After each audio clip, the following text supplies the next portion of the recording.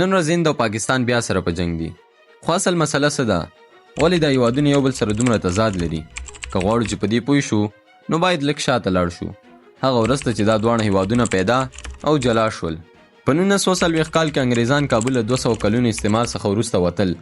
له تلو سره یې له ډېرو لانجو وروسته دا فیصله وکړله چې هند به په دوو برخو ویشي. اول هندوستان چې اکثریت به یې هندوان وي، دویم پاکستان چې اکثریت به یې مسلمانان وي. خو دا ویش ډېر ژر بې ترتیبه او له غلطیو ډکو. د سرحد کرښه چې د ریډکلیف کرښې په نوم یادېده یو انګریز وکیل ترتیب کړه چې هغه هېڅکله هم هندوستان ته نه و تللی. د 20 سره میلیونونه خلک مهاجر شول. د قتل، چور، جنسي تیري او بې کوره کولو یوه ډېره خونړۍ لړۍ پیل شوه. د 1 میلیون څخه ډېر خلک ووژل شول او 14 میلیونه خلک کډوال شول. خو د اوږدې جګړې اصلي ریښه کشمیر وه. دا یو داسې سیمه وه چې مسلمانان پکې زیات وو، خو واکمن یو هندو بادشاه و.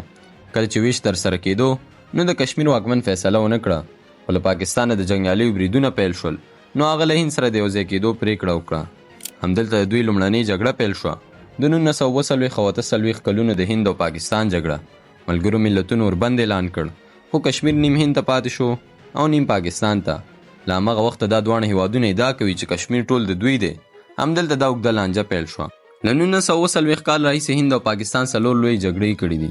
د 1940 او 48 کال د کشمیر په سر، 1945 کال بیا هم د کشمیر لپاره، 1901 کال کله چې پاکستان 2 ځایه شو او بنگلادیش جوړ شو، او 1999 کال د کارګل جګړه.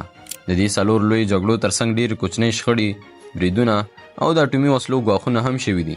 په همدې روان کال په کشمیر کې خونړی برید وشو چې لسګونه ملکیان پکې ټپیان او ووژل شول. هند یې پړه په پاکستاني ډلو واچوله. هوایي بریدونه وشول او اوس هم جګړه روانه ده.